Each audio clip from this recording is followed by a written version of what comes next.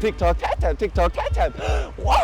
TikTok cat tap, TikTok cat tap, TikTok cat tap. Online and offline is a false dichotomy. There's something really special about engaging with someone who you know is live. If I do X, they will do Y.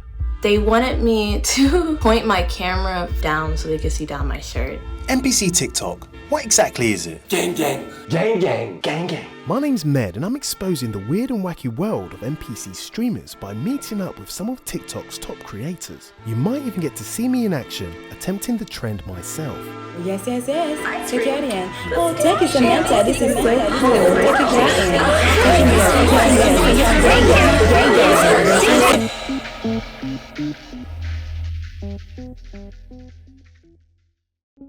I'm diving headfirst into the captivating universe of NPC TikTokers who have taken the digital world by storm in 2023. NPC, or non-player character, refers to any character in a game that's not controlled by a player. Picture the characters in GTA, aimlessly strolling with a limited set of phrases and actions. The phenomenon took root with Japanese TikToker Notakoko in 2022. It skyrocketed into a global spotlight in mid-July 2023 when the self-proclaimed NPC queen, Fedicinone, aka Pinky Doll, hijacked the trend. Today, the trend has proven surprisingly profitable for top NPC creators. As TikTok gifts rain down and followers multiply, so do the hateful and inappropriate comments, which are bound to take a toll on the minds behind the avatars.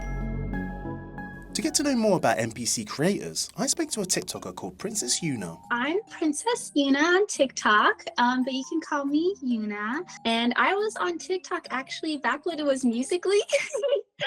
I saw this one cosplayer and I was like, I want to do that. And it's been about almost 2 months now since I started it. The first one, I ended up being Princess Peach. I took my Nintendo Switch controller and I tried to impersonate her voice. I was like, oh, did I win? That's like my little twist to the trend. I'm in NPC mode and I use like an AI type of voice. I try to.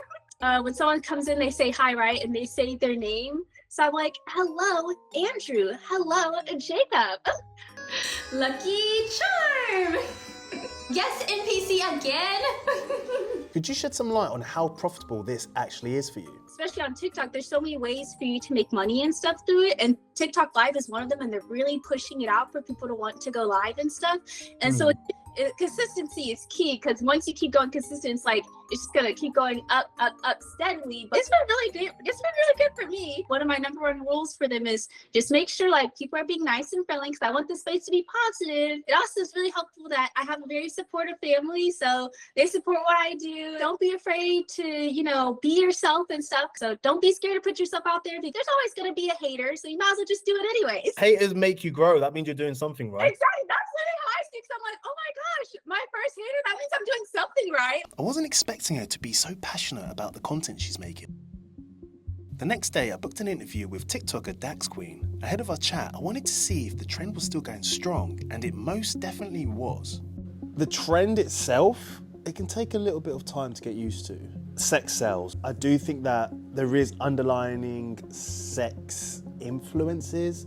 I think you get that anyway with anime scenes where you're a little bit like... Could you introduce yourself and tell us a bit about how you got started on TikTok? My name is DaxQueen. I go by original DaxQueen. First, I made a little bit of money off of it, so I was like, oh look, I'm making a little bit of money off of TikTok, which is always like kind of cool. And I was only like gonna do it for a week, but then I got a lot of DMs. Refreshing. Refreshing. The voice I use is not my normal voice. It turns out people don't like my normal voice, which is fine. A rose. Thank you for sharing the live, guys. Delicious. My favorite. Exercise, exercise, exercise, exercise. I've had Sophie for probably a year and a half now, and she was a bone fairy. If I'll notice like the stream is a little like I'll just throw out, be like sell me your bones, I've done a mini of stream before my NPC stream. They are only interested in Sophie. They don't care about Dax. Dax doesn't exist. Sophie is the only one that's important. Hello, my name is Sophie, and I welcome you to my live. kind of wanted to ask, like, what sort of challenges have you faced as an NPC content creator? Is there anything that you don't enjoy? They wanted me to point my camera further up and then point it down so they could see down my shirt. And they said that I should do it to a way that seems innocent. And I'm like, that's creepy. What do you mean innocent? Yeah, I didn't like that. So I just immediately blocked that one.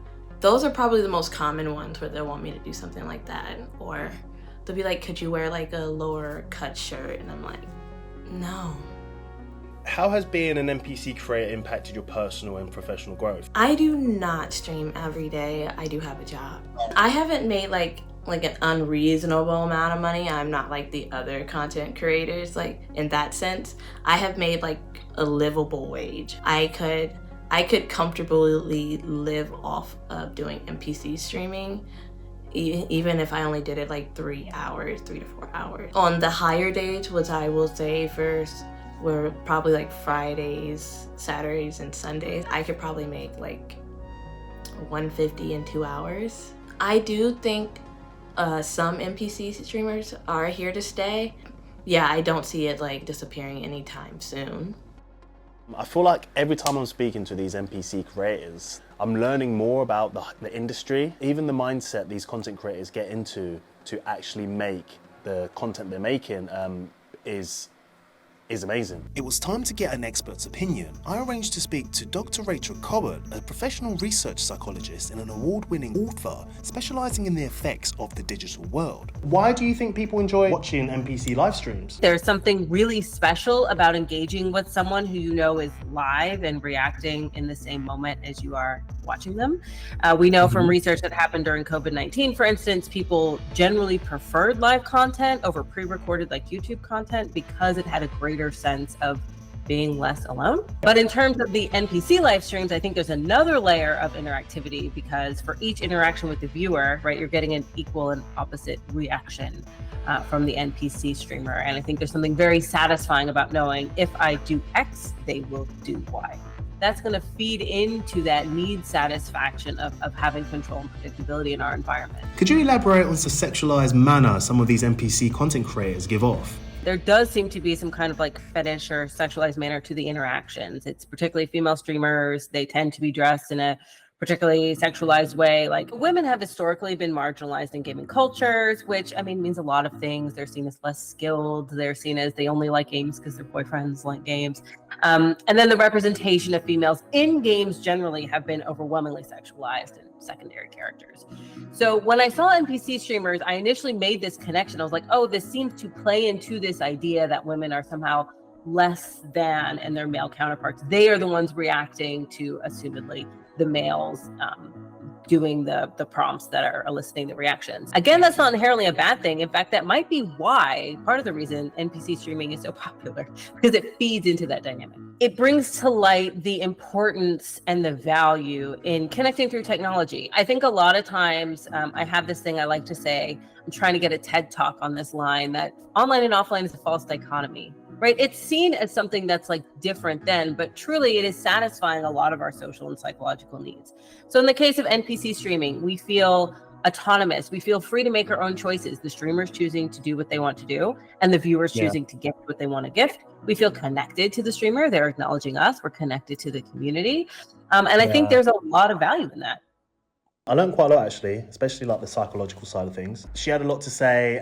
She obviously knows what she's talking about, and she has a clear understanding of how the social media life and how the social media game works, the issues that you would have, and the implications that you have as a woman within sort of like the gaming scene or the NPC scene as well.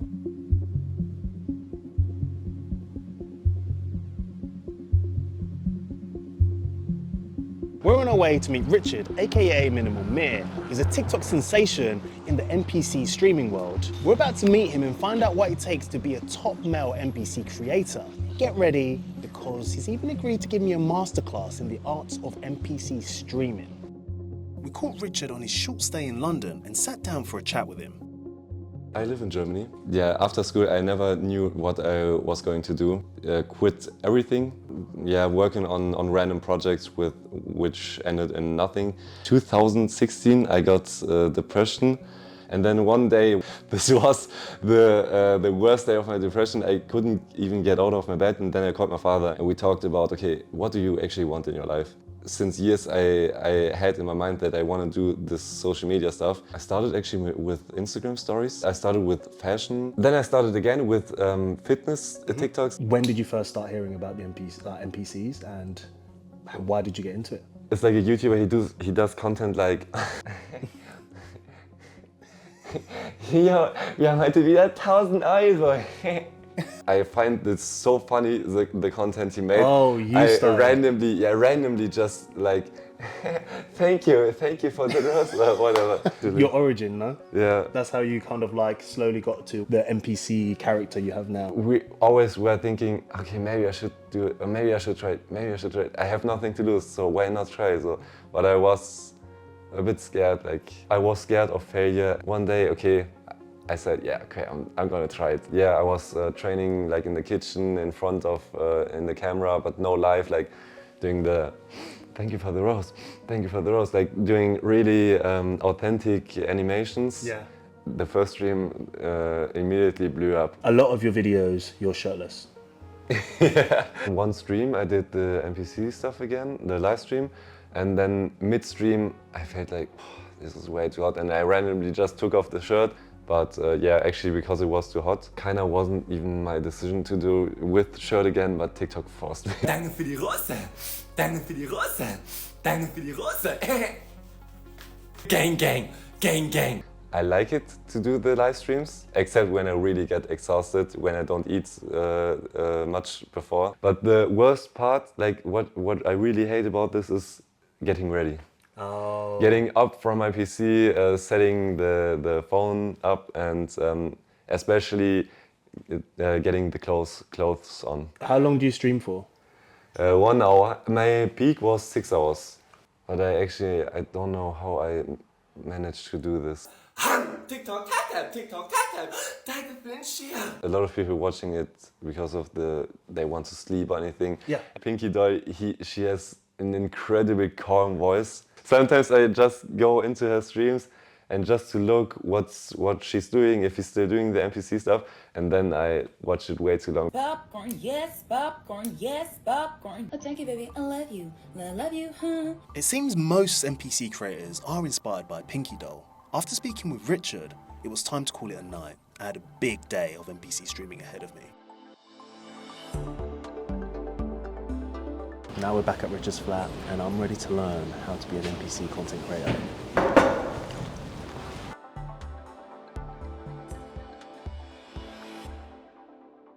Now I'm gonna teach you how to.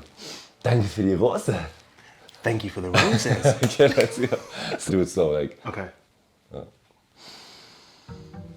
Okay, so. Thank you for the rose. Thank you for the roses. To make it look like really fake, I feel like you have to sometimes move faster and then suddenly slow down. Okay. Thank you. And then you just come back and you stop. Thank you for the rose. Thank you for the rose. And then you stop back. Okay. Yeah. Okay. Thank you for the rose. Gang, gang. Like first of all, the eyes. Gang, gang. Gang, gang. Gang. Can I even cross my eyes? Yeah. Gang, gang. I'm gonna be like, gang, gang. Gang, gang. This is your new amount. Gang, gang. Gang, gang. Gang, gang. That was a good one. Mine's like this. Gang, gang. Gang, gang. Gang, gang. Ein Fox. Ein Fox. Ein Fox. What's the one you do with the galaxy? This one? Yeah. It's. Wow! Danke für das Galaxy, Julia! Thank you for the galaxy. Well, the galaxy, you like make it. Oh. Okay. That one's a bit harder though. Wow! Thank you for the galaxy. You've got the face and the energy though, it's good. When I go into the wave, I make my head. The head follows. Wobbly. Yeah, right. Yeah, Yeah. that's good.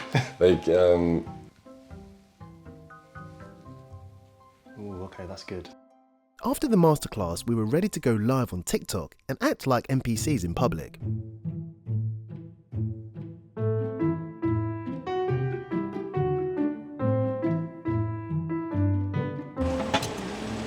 yeah, this should be good. Yeah? Do you want to stay on this side? Yeah, I'll stay on this side. This is gonna be so cold. Oh. Danke für die Rose. Danke für die Rose. Danke für die Rose. Ein Fox. Gang, gang. Gang, gang. Gang, gang. Gang, gang. TikTok, tap. Danke für die Rose. Danke für die Rose. TikTok, tap. Danke für die Rose. Danke für den Share. Thank you for the horses. Hallo, Weir. Danke für den Share. Hallo, Lina. Hallo, Vanessa. Hallo, Mad Max. Hallo, Dirk. Hallo, Isabella. Hallo, Lilly.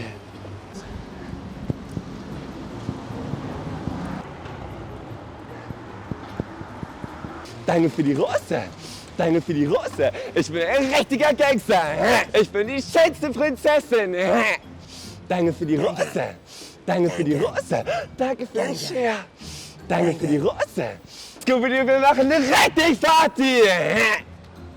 Danke für die Rose. Danke für die Rose. Danke für die Rose.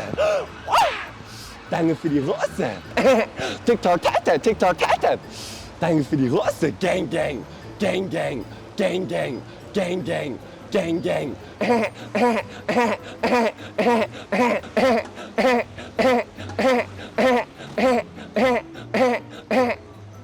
Danke für die Rose. Danke für die Rose. Oh, danke für den Follow-User. Danke für die Rose.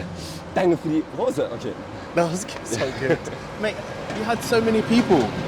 You Yeah. had like 9.5k. Yeah. Is that a lot? Is that good? Yeah, it's good. Yeah, that's good. I got too shy. I did it and I was like, do you know what? I'm gonna have a go, but that was absolutely amazing. I kind of out a little bit, I'm not gonna lie. But consistency is key. He was the same, stayed in character, his own little bubble, didn't even think about anything around him, and just continued. That is bravery if you were to ever see it, because I've not got that confidence. Richard was streaming for 20 minutes and he earned about $16. That's almost $1 per minute. Time to say goodbye to Richard and goodbye to the world of NPC TikTok. Going into this, I had no idea what NPC streaming was, let alone the time, commitment and confidence it takes to make a career out of it. Judging by Dr. Coates' take on human interaction and reaction, it seems as though the demand for this trend isn't going anywhere. Whilst NPC streaming is a bizarre and unconventional form of income, it certainly is creative and the people who do it are passionate about their careers as NPCs. Watching someone like Richard switch in and out of NPC mode really showed me that it takes a level of skill to be successful in this field. I, for one, am not cut out for NPC TikTok.